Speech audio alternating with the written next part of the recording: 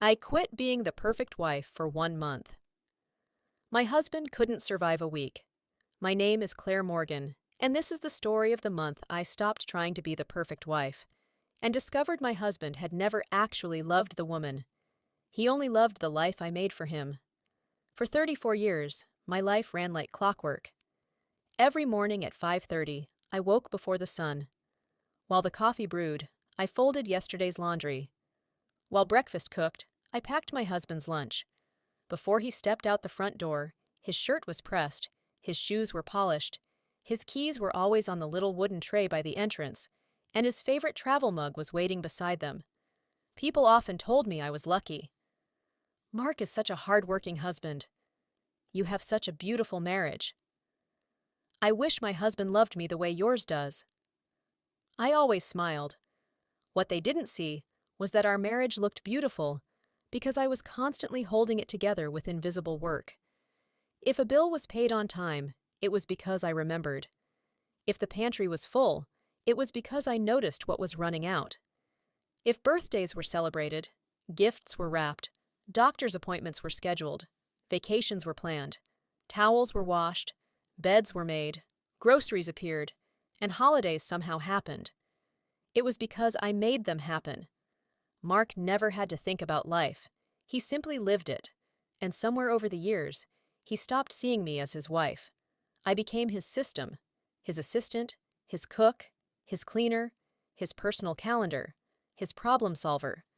Everything worked so smoothly that he genuinely believed life was just easy. Then, one Friday afternoon, I was sitting in my doctor's office when she asked me a question that completely caught me off guard.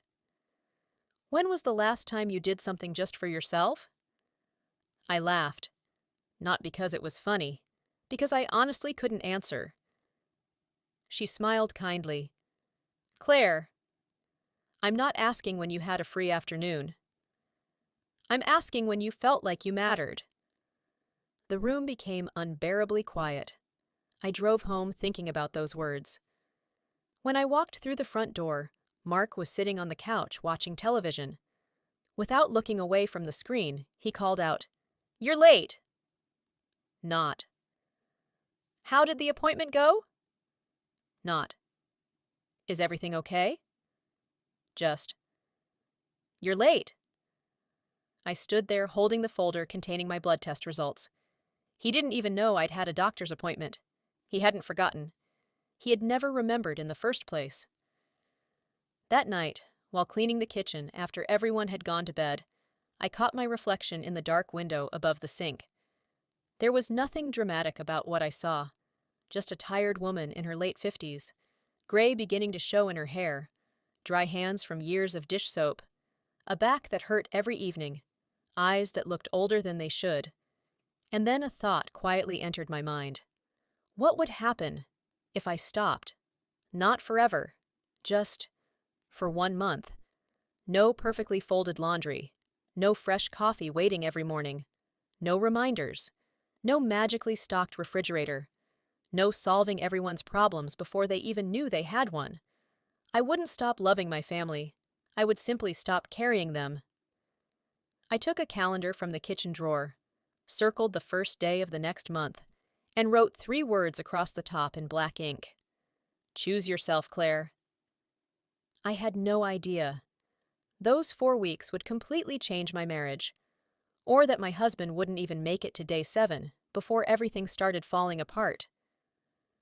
Claire didn't announce her decision. She didn't write a dramatic letter. She didn't threaten to leave. She didn't argue with Mark or make a list of everything she'd done for the family over the past 34 years. She simply stopped. The next morning, her alarm still rang at 5:30. For 34 years, that sound had been the beginning of everyone else's day. This time, she reached over, turned it off, and rolled back over. She woke naturally at 8. The house was unusually quiet. When she walked downstairs, she found the kitchen looking as though a tornado had passed through it. Burnt toast sat inside the toaster. Coffee grounds covered the counter. An uncooked egg had somehow exploded across the floor. 3 cabinet doors were hanging open, and Mark was standing in the middle of the mess, staring at the coffee machine as if it had personally betrayed him. He looked up. "Oh, good, you're awake." Claire smiled. "Good morning." "The coffee maker isn't working." She walked over, looked at it for exactly 3 seconds, and noticed the water tank was empty. "You have to put water in it." Mark blinked. "Oh." He filled it, pressed the button, and looked almost embarrassed. Claire poured herself a glass of orange juice.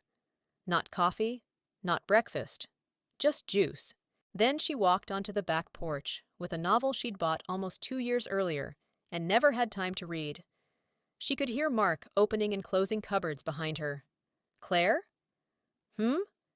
Where's my blue tie?" She turned another page. "I don't know." "You always know." "Not today." He eventually found it himself, exactly where it had been hanging all week. By Tuesday, small cracks had begun appearing. Mark couldn't remember the password for the electricity account because Claire had always handled the bills. He called her into the office. "Do you know when the internet bill is due?" "No." "You pay it."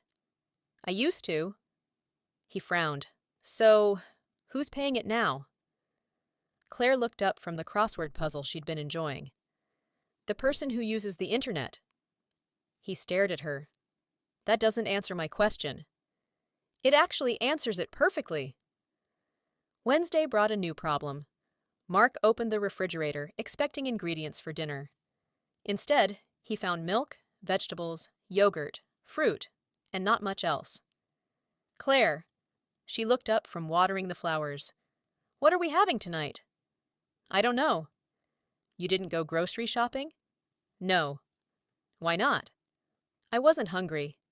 He laughed awkwardly. "No, seriously." "So am I." For the first time in their marriage, Mark drove himself to the grocery store. He returned nearly an hour later, carrying 6 bags. Claire watched him unload them onto the kitchen counter. Frozen waffles, 5 different bags of chips, 3 bottles of barbecue sauce, ice cream, cookies, energy drinks. And somehow, no bread, no eggs, no chicken, no vegetables, no rice, no pasta. Claire didn't say a word. She simply picked up an apple and continued reading her book. That evening, dinner consisted of frozen pizza that Mark accidentally left in the oven 20 minutes too long. The smoke alarm announced the meal before he did. By Thursday, the laundry basket was overflowing. Mark wandered into the laundry room, holding a basket full of clothes. "Claire." She looked up from the jigsaw puzzle she was doing in the living room. "How do you separate these?" "Separate what?" "The washing." "However you think is best." "I've never done it." "I know."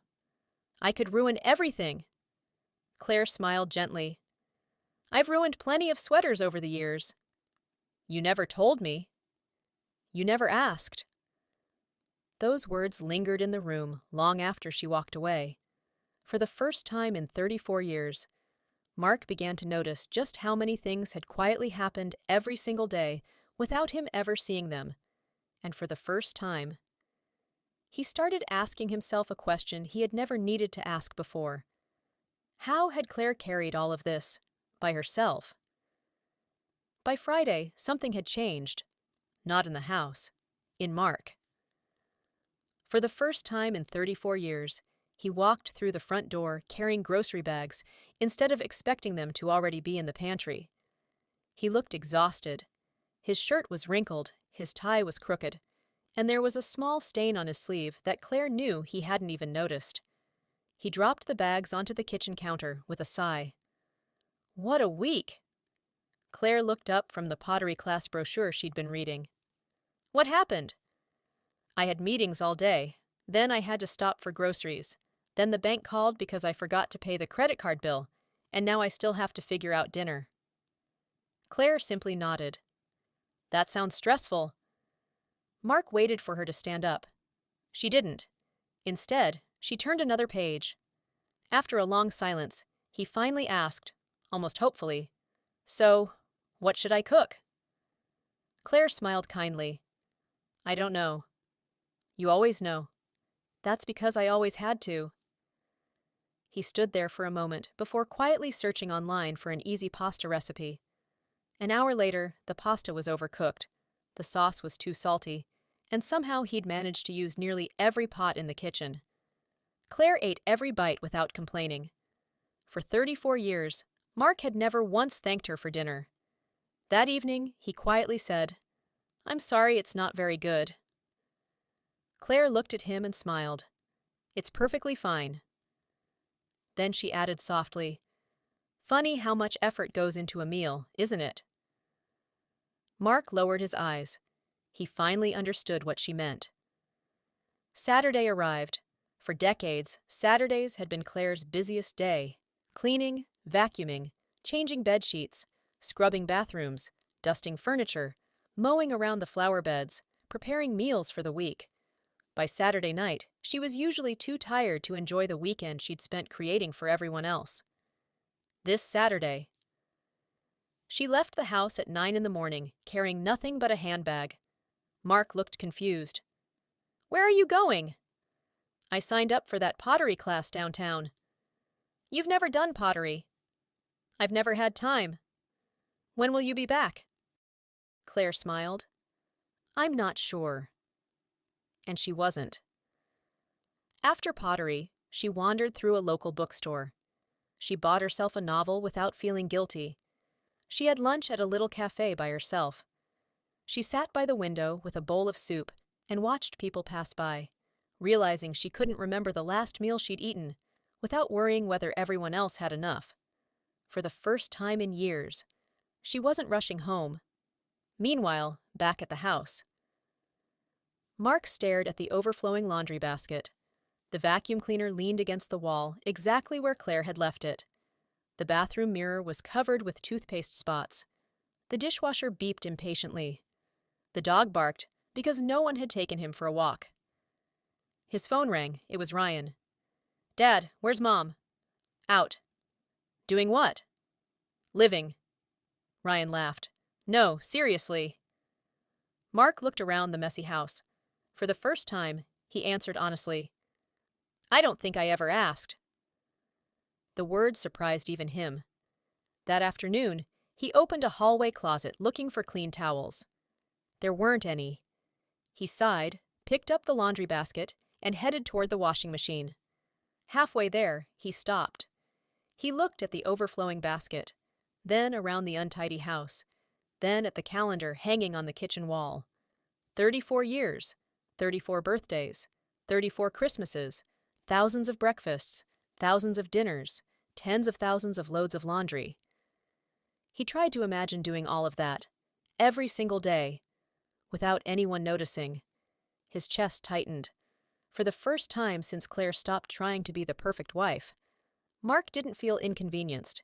He felt ashamed, and for the first time in 34 years, he wasn't wondering when Claire would come home.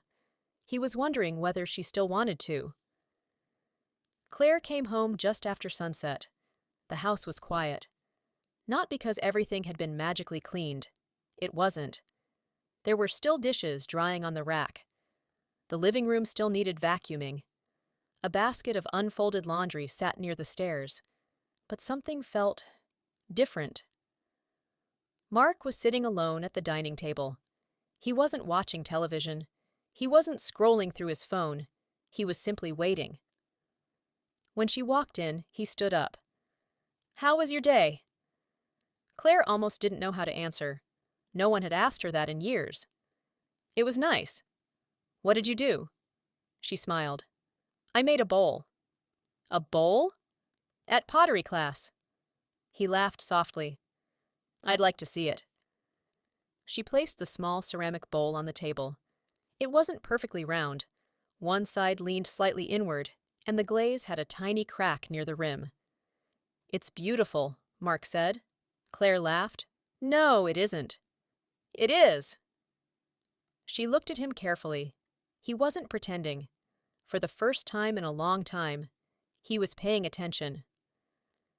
That evening, Mark disappeared into the bedroom. A few minutes later, he returned carrying an old cardboard box. Claire immediately recognized it. It was filled with photographs. He sat beside her and slowly began laying them across the table. There they were, their wedding day, their first apartment, the day they brought Ryan home from the hospital, Emily's first birthday, family vacations, Christmas mornings, 34 years of memories. Mark picked up one photograph. Claire was standing in the kitchen wearing an apron, laughing while flour covered her face. He stared at it for a long time. "I don't remember taking this." Claire smiled. "You did." "I don't remember the day." "You came home early from work." He nodded absent-mindedly. Then his eyes filled with tears. "I don't remember." "Because I wasn't looking at you." The room became silent.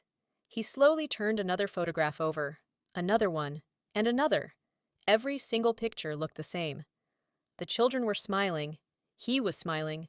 Claire was working, setting the table, carrying birthday cakes, cleaning up wrapping paper, holding babies while everyone else opened presents, standing behind the camera instead of in front of it. Mark swallowed hard. "Oh my God!" Claire looked at him. "What?" "You're barely in our memories." She looked down at the photographs. He was right. She had spent so much of her life creating the moments. She had almost never been part of them. Mark covered his face with both hands. "I thought I was a good husband." Claire reached across the table and gently touched his hand. "You weren't a bad man." He looked up. "You just got comfortable." He nodded slowly. "No, I got selfish." The next morning was the 7th day. Claire woke naturally. She could already smell coffee. She smiled. Maybe Mark was finally getting the hang of it. She walked downstairs, then stopped. The dining room table was covered with something she hadn't expected. Dozens and dozens of handwritten notes. Every family member was sitting quietly. Ryan, Emily, even Sophie. In the middle of the table sat a small wooden jar. On the front, someone had written 3 words. "Things Mom does." Claire looked confused. Mark stood up. "I started writing down everything you do after you left." He picked up a folded note. "Refilled the soap dispenser." Another. "Remembered everyone's birthdays." Another. "Booked dentist appointments." "Packed lunches." "Watered the plants." "Changed the air filters." "Bought Christmas presents." "Remembered Dad's medication." "Paid the electricity bill." "Cleaned the refrigerator." "Made soup when someone was sick." He smiled sadly. "There are 187 notes in that jar." Claire's eyes widened. Mark continued. "And that's only what we noticed. In 1 week." His voice cracked. "I can't imagine how many things you've done for 34 years that we never even saw." Ryan quietly wiped away a tear. "I always thought the house just worked." Emily whispered, "I never realized." "You were the reason it did." Claire couldn't stop crying, not because they had finally thanked her, but because, for the first time, they finally saw her. Mark walked over, took both of her hands, and looked directly into her eyes. "I don't want the old life back." Claire waited. "I want a new marriage. One where I don't just love everything you do. I love you enough to help carry it." It wasn't a grand speech. It wasn't perfect. But after 34 years, it was the first promise that truly felt like a partnership. And from that day on, every Sunday morning, the kitchen belonged to everyone. Some breakfasts were burnt. Some pancakes were too thick. The coffee was occasionally terrible. But Claire never woke to a 5:30 alarm again. Instead, she woke to laughter drifting upstairs, the smell of someone else making breakfast, and the comforting realization that love wasn't supposed to feel like carrying the whole world alone. It was supposed to feel like someone reaching down and helping you carry it together. If this story touched your heart, please like this video and subscribe for more emotional stories about love, family, sacrifice, and second chances. And tell me in the comments, what invisible act of love do you think deserves to be appreciated more often?